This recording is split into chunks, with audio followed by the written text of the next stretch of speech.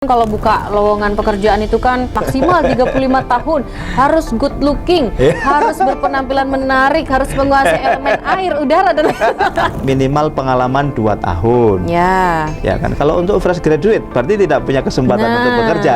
Kalau untuk angka pengangguran sendiri di Jawa Timur itu ada berapa, Pak? Berapapun jumlahnya, pengangguran is pengangguran, harus dicarikan solusinya gitu. Betul. Jadi orang kalau banyak menganggur pasti nanti ujungnya ke bencana sosial.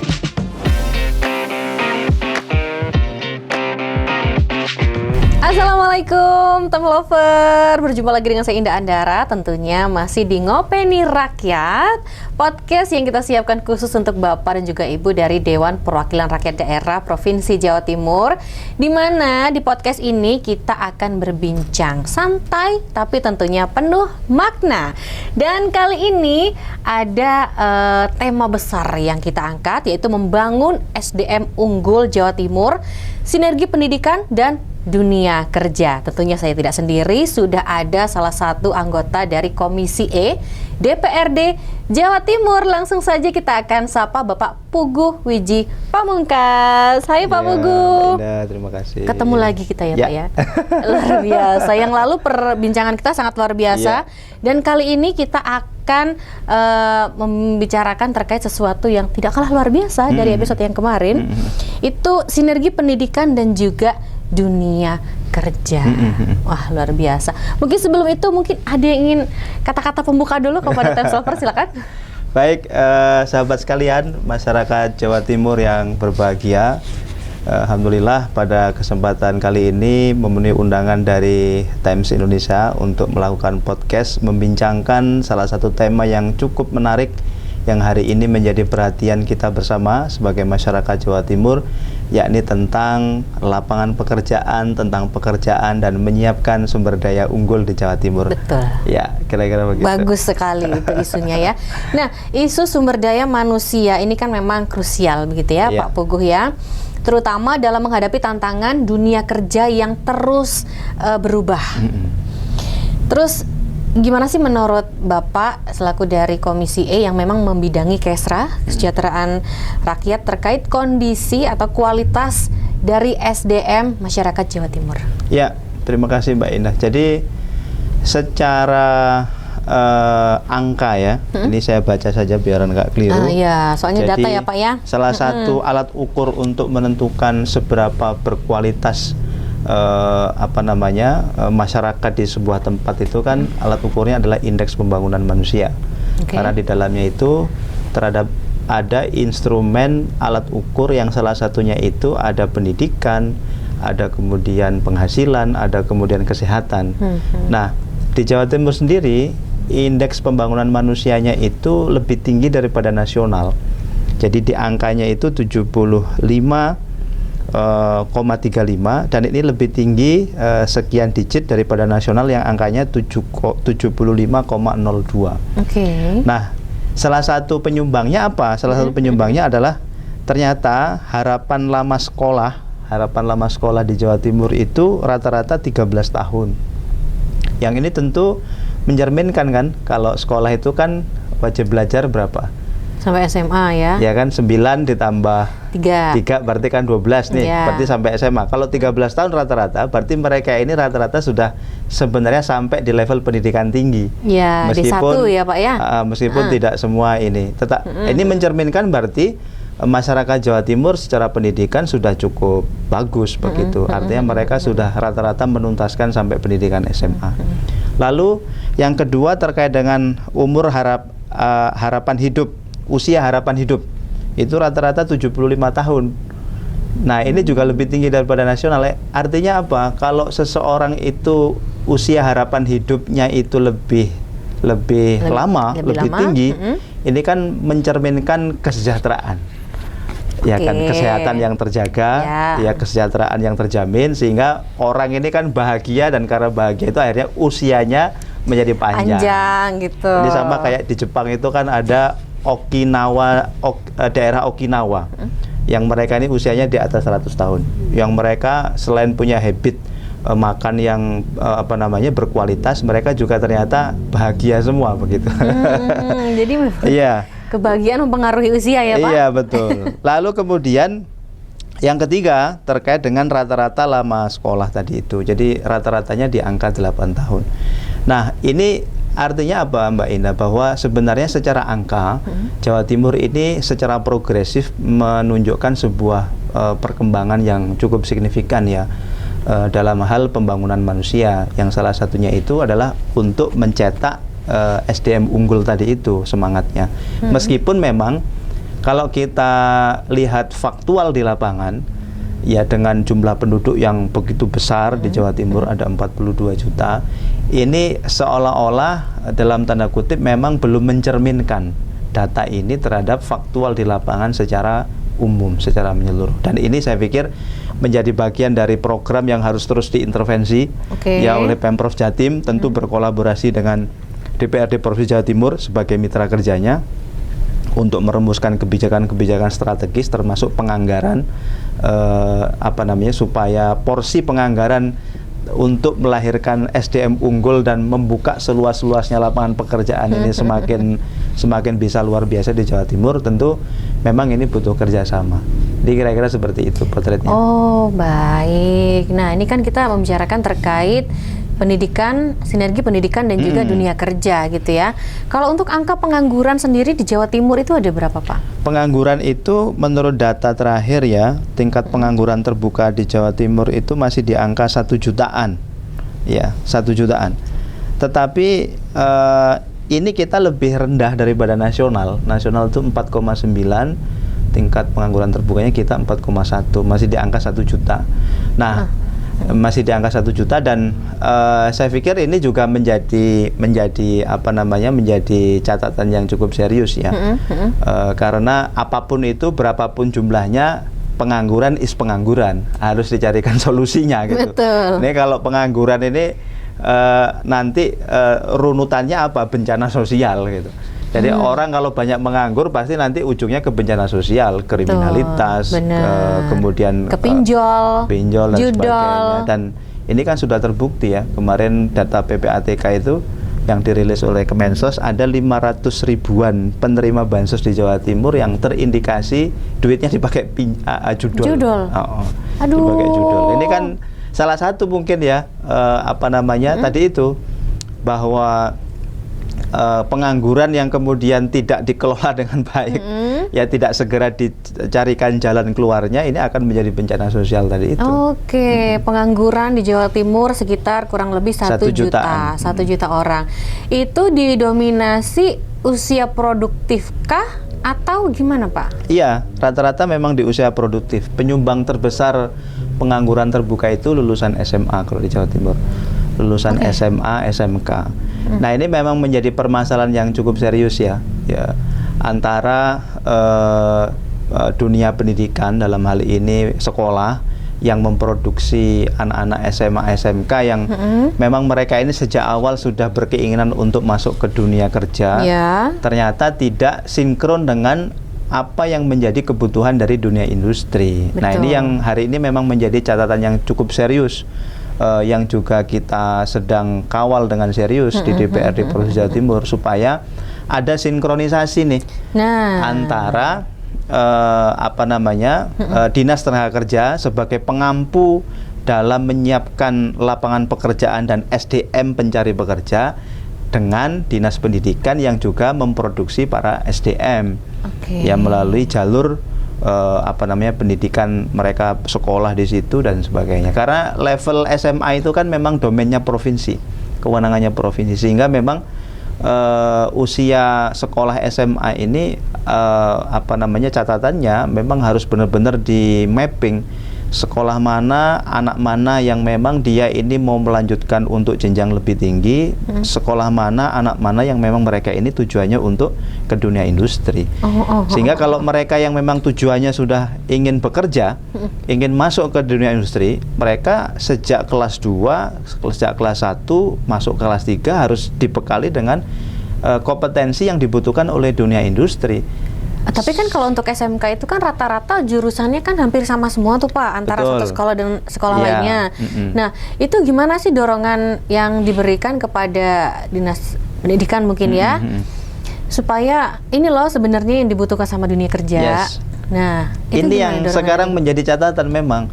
Jadi kita ini sangat gampang untuk meluluskan siswa dengan jurusan tertentu, Ya. tetapi belum tentu mereka ini memiliki kapasitas dan kompetensi yang sesuai yang dibutuhkan oleh dunia industri. Begitu. Misalkan ini jurusan otomotif, ya kan ada sekian banyak sekolah jurusan otomotif. Tetapi kan tidak semua anak yang lulus di jurusan otomotif itu bisa di-approval di perusahaan tersebut. Iya. Karena pasti perusahaan itu juga punya standarisasi terhadap memiliki spesifikasi tertentu untuk sumber daya manusia yang mau dipekerjakan di perusahaannya Iya, itu. betul. Begitu. Makanya menurut saya Dinas Tenaga Kerja ini berkolaborasi dengan Dinas Pendidikan ini benar-benar menyiapkan betul Iya, betul, satu betul. paket bisa dikatakan kurikulum atau kemudian kegiatan pengayaan untuk meningkatkan kapasitas tadi itu sesuai dengan apa yang dibutuhkan oleh dunia industri. Sehingga mereka ini sudah sesuai gitu. Yang mereka kerjakan di kelas 1, kelas 2 sudah sesuai dengan apa yang nanti akan Jadi begitu lulus dibutuhkan. langsung dapat Yes. kerjaan gitu ya. Sudah nggak ada buffer lagi, Tapi misalnya nggak ada gini, isu rejected sudah lagi. sesuai nih, sudah sesuai gitu kan. Tapi memang dunia kerjanya aja yang terbatas.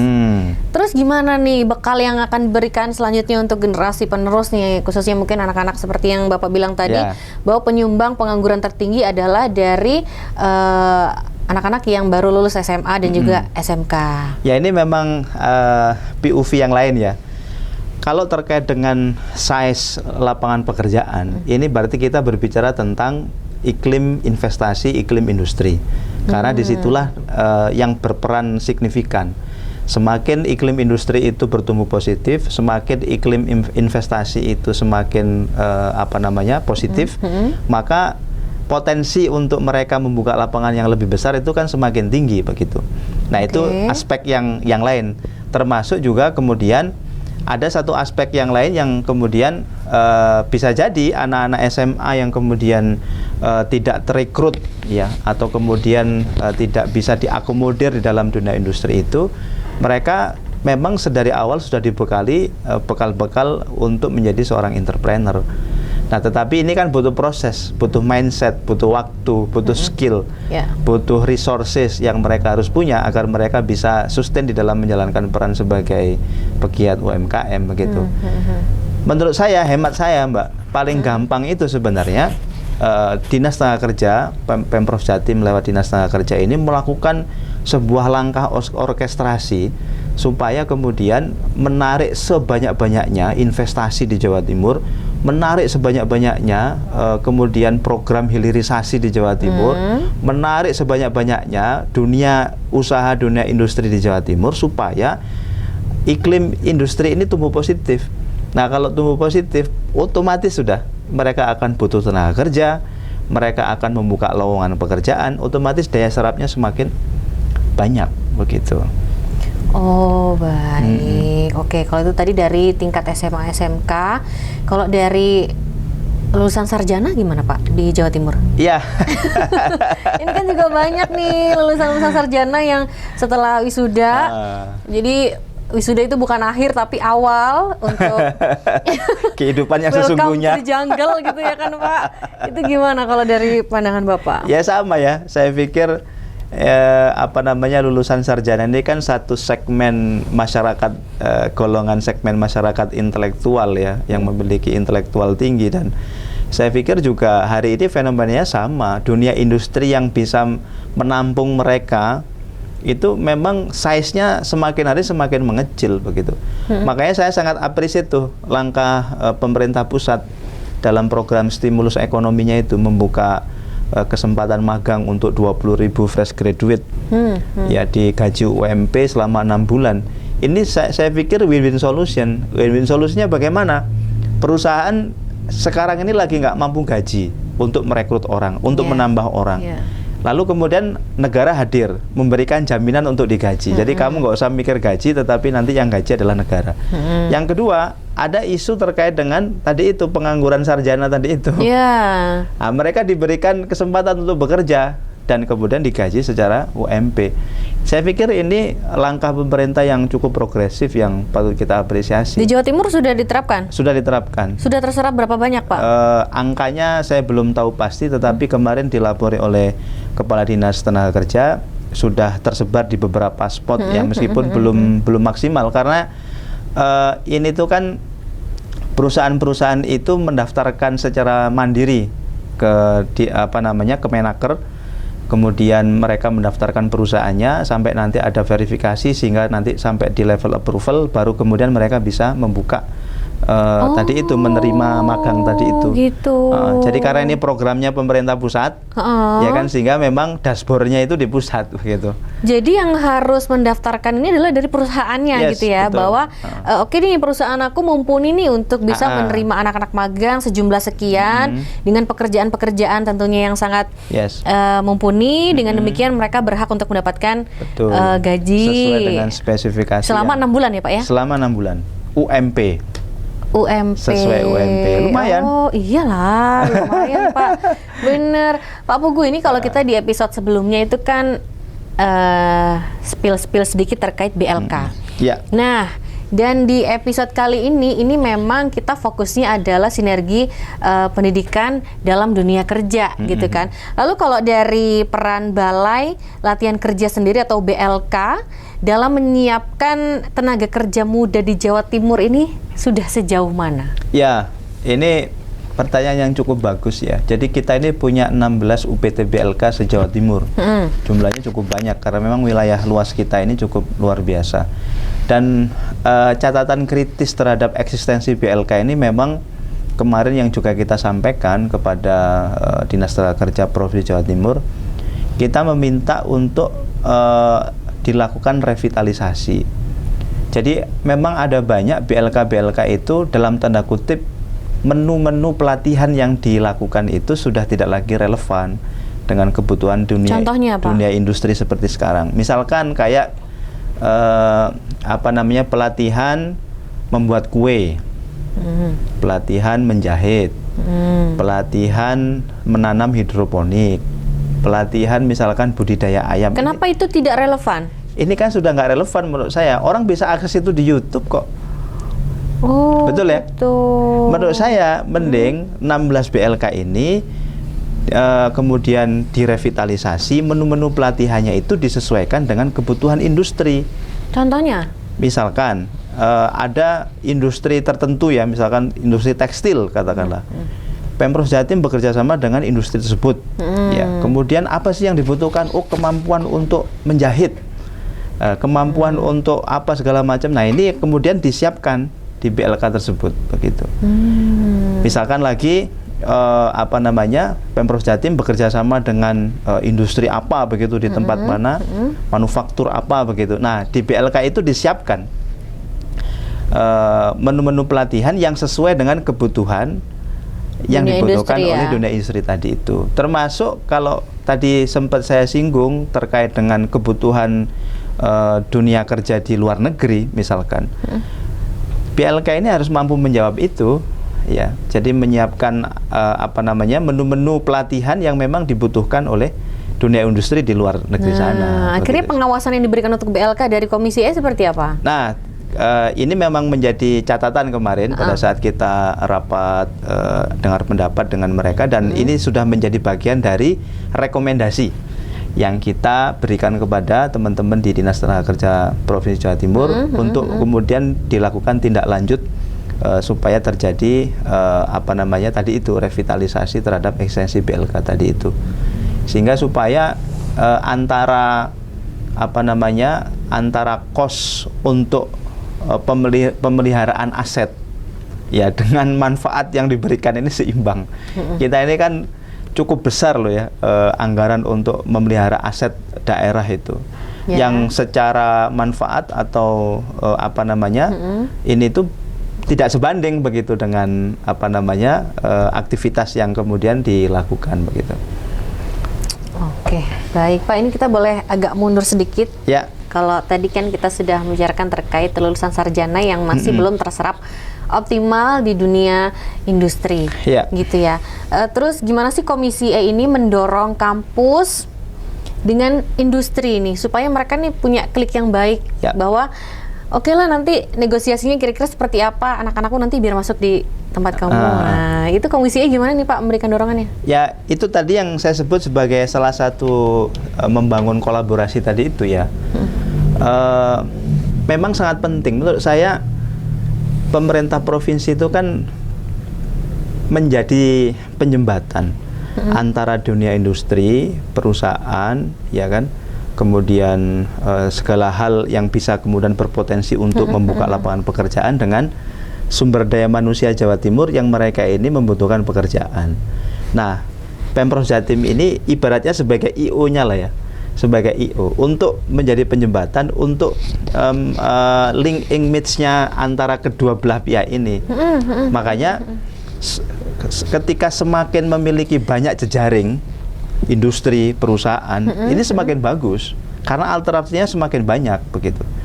Ya, maka sebenarnya yang perlu dilakukan oleh pemerintah Provinsi Jawa Timur ini membuka ruang seluas-luasnya, berkolaborasi dengan sebanyak-banyaknya industri, ya, termasuk mungkin industri yang berbagai macam skala ya, baik skala besar, menengah dan seterusnya, untuk kemudian mereka supaya mau berinvestasi, untuk kemudian mereka mau beroperasionalisasi di Jawa Timur. Ya. Karena atas itu kemudian kesempatan bekerja akan semakin besar. Nah, kalau sudah size lapangan pekerjaannya ini besar, ini sangat mudah untuk kemudian masuk ya. Masuk begitu. Ini sarjana butuh berapa, di mana, kualifikasinya seperti apa, ini lulusan SMK ini kebutuhannya seperti apa, kualifikasi kompetensinya seperti apa, tinggal di link match-kan aja. Tapi nih Pak Pugu nih, ada beberapa industri itu yang mengedepankan lulusan dari kampus tertentu, Pak. Misalnya, oh si A dari kampus ini, si B dari kampus ini. Nah, ini maksudnya akhirnya si B ini karena mungkin dari kampus swasta mungkin ya, satunya dari negeri, akhirnya dulu kan si negerinya. Nah, ini akhirnya memberikan kesempatan untuk para kampus-kampus swasta ini seperti apa anak-anak ini gitu. Jadi memang tidak bisa dipungkiri ya Mbak Indah ya, bahwa namanya dunia kerja itu pasti kita akan berbicara tentang bagaimanakah mereka ini, kesiapan mereka ini untuk menjadi bagian dalam instrumen operasionalisasi di perusahaan itu.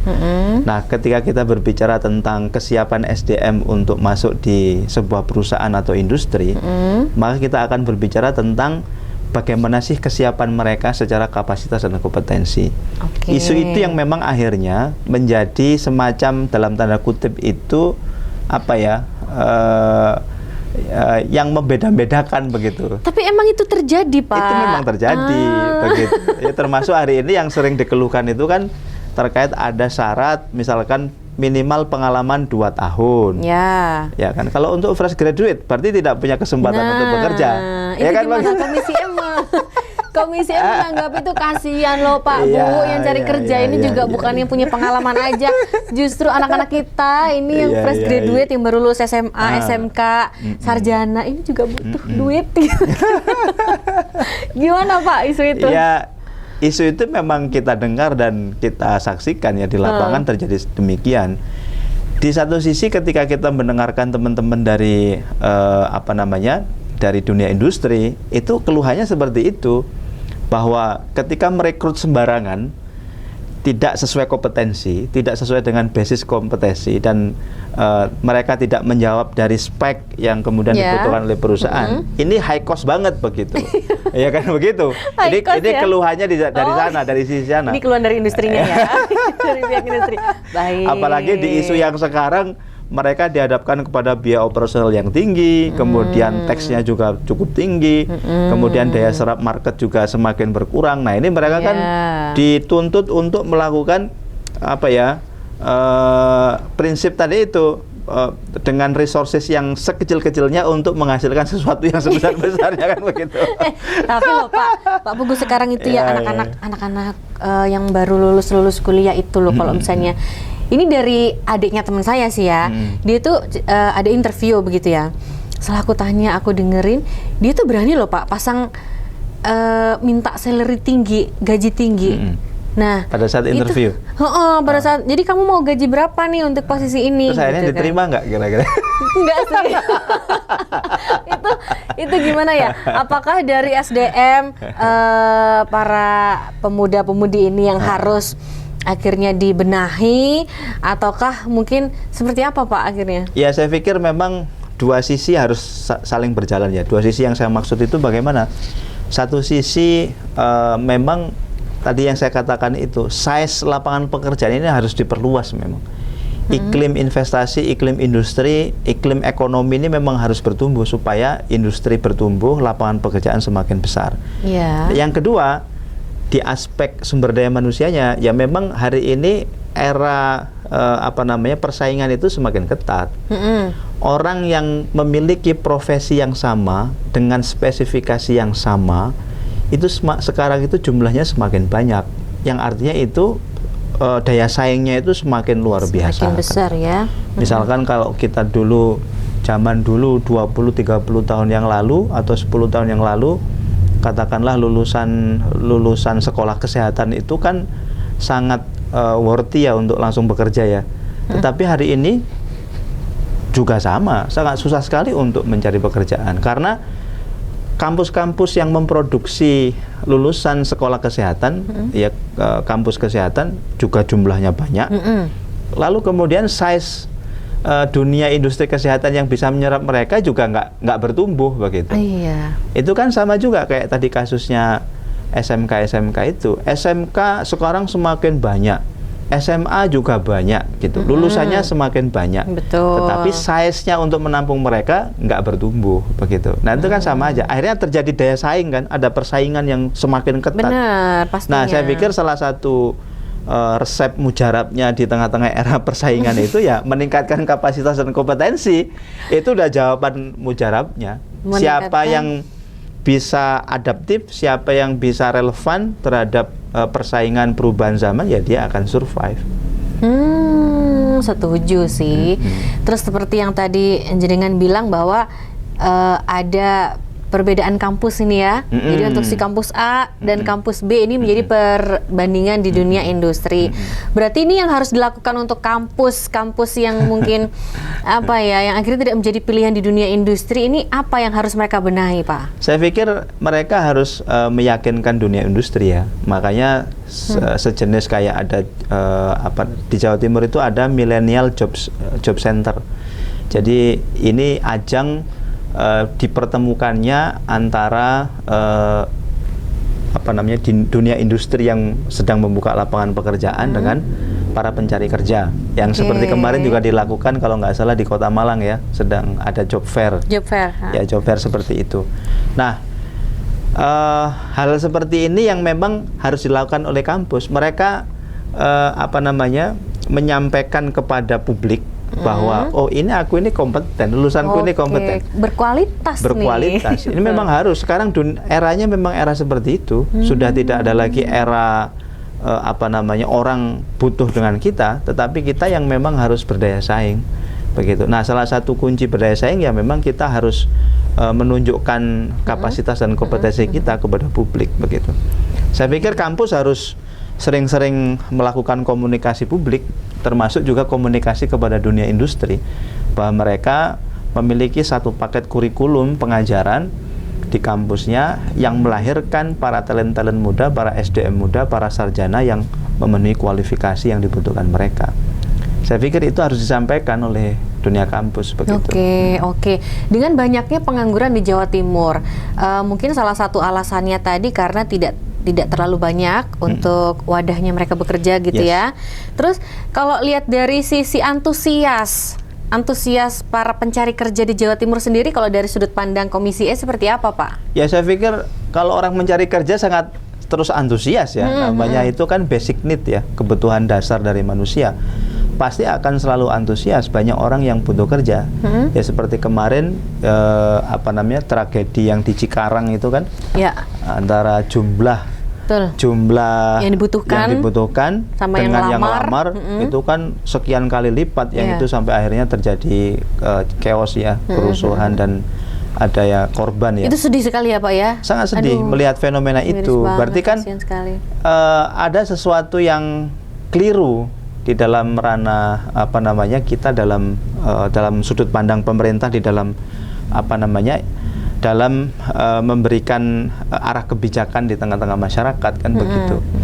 Atau juga memang faktanya hari ini seperti itu, bahwa ada banyak sekali lulusan yang memiliki kompetensi yang sama, tetapi size untuk kemudian menyerapnya kembali lagi ke tadi itu tidak bertumbuh begitu. Makanya saya pikir tadi itu kembali itu Mbak, salah satu yang dilakukan oleh pemerintah itu cukup bagus ya, membuka 20.000 magang untuk fresh graduate itu. Ini menjawab banyak hal. Menjawab tadi itu bahwa fresh graduate belum dipercaya oleh dunia industri, menjawab tantangan bahwa hari ini dunia industri tidak bisa menggaji, ini digaji oleh negara, lalu kemudian ini sekaligus menjawab tentang tantangan apa namanya pengangguran. Nah menurut saya memang ya ini harus diperluas gitu, kalau memungkinkan, daripada anggaran negara ini digunakan untuk sesuatu yang tidak bermanfaat, untuk kegiatan-kegiatan seremonial yang mungkin tidak berdampak. Saya pikir program-program seperti permagangan untuk apa namanya mewadahi para fresh graduate ini semakin banyak, itu semakin bagus. Iya, oke. Jangan 20.000, harusnya 1 juta. Oh gitu ya Pak. jadi maksimal di pengangguran Jawa Timur nggak ada langsung terserap. Begitu. Tapi loh Pak Pugu, kalau kita lihat ya dunia kerja itu kan kalau buka lowongan pekerjaan itu kan syaratnya itu kan luar biasa ya Pak ya. Ada maksimal umur juga gitu kan. Maksimal 35 tahun, harus good looking, harus berpenampilan menarik, harus menguasai elemen air, udara dan bercanda ya time lover ya. Nah, ini kalau misalnya untuk batasan umur. Nah, di maksimal kebanyakan ya Pak itu 35 tahun. Dari Komisi E sendiri ini memberikan pengawasan kepada para industri. Ayolah, ini juga yang umur 40-an juga pengen kerja loh. Itu gimana? Ya, saya pikir ini memang menjadi salah satu catatan yang kritis ya untuk kita sampaikan kepada dunia industri, bahwa segmen usia produktif ya itu kan rentang waktunya bisa sampai 50 tahun ya. Dan ini yang memang harus terus kita kampanyekan. Dan memang ya tadi itu ya apa namanya antara masyarakat pencari pekerja dengan kemudian dunia industri ini memang harus klop begitu. Klop itu bagaimana? Dunia industri kita dorong untuk kemudian tidak lagi menerapkan berbagai macam aturan yang cukup ketat, tetapi para pencari kerjanya ini juga benar-benar memberikan jaminan. Iya betul, gitu. Juga berkualitas juga. Harus berkualitas. Terus, harus bisa menyelesaikan apa yang dibutuhkan oleh industri gitu. Karena sekali lagi kalau kita berbicara tentang industri swasta yang mereka itu secara operasionalisasi itu benar-benar ditentukan dari performan kinerja perusahaannya, ya kan, itu kan salah satu item kuncinya itu kan di sumber daya manusia. Semakin sumber daya manusianya itu lincah, produktif, kemudian adaptif, ini kan memang semakin dibutuhkan oleh perusahaan. Dan sebaliknya, semakin sumber daya manusianya ini tidak lincah, tidak produktif, ya kan, performan kerjanya sudah melemah, turun. Nah, ini kan menjadi bukan justru menjadi penyumbang terhadap performan perusahaan, tetapi justru. Tapi Komisi E pernah nggak mendorong industri itu untuk menghilangkan batasan maksimal pencari kerja? Ya, itu di beberapa kesempatan sudah kita sampaikan ya. Sudah. Terus respon dari industri seperti apa Pak? Ya, ini kan bukan langsung berhadapan-hadapan gitu. Ini kan kasihlah bocoran Pak, ini juga ingin tahu lah Bapak yang ngobrol apa kita aja. sampaikan kepada Dinas Tenaga Kerja, dan Dinas Tenaga Kerja melakukan pembinaan kepada dunia industri yang salah satu klausulnya itu melakukan relaksasi terkait dengan syarat rekrutmen tenaga kerja tadi itu. Begitu. Kan siapa tahu ya dia sudah berpengalaman 10 tahun di perusahaan satunya, tapi karena di perusahaan yang akan dia masukin selanjutnya ini ada batasan usia, jadi nggak bisa, padahal dia expert nih di bidangnya ini, kayak gitu. Oke, baik Pak, terakhir mungkin kata penutup nih untuk para pemuda-pemudi di Jawa Timur seperti apa, silakan. Baik, sahabat sekalian, masyarakat Jawa Timur secara luas, hari ini kita dihadapkan kepada sebuah situasi yang mungkin semakin hari semakin tidak mudah. Salah satunya adalah terkait dengan size kesempatan kita di dalam mengakses pekerjaan. Tetapi yakinilah bahwa ketika kita memiliki kapasitas, kompetensi, dan kemampuan secara pribadi yang terus kita tingkatkan sesuai dengan era kebersaingan hari ini yang terjadi, maka kita yakin, kita semuanya yakin bahwa kesempatan itu pasti akan terus terbuka.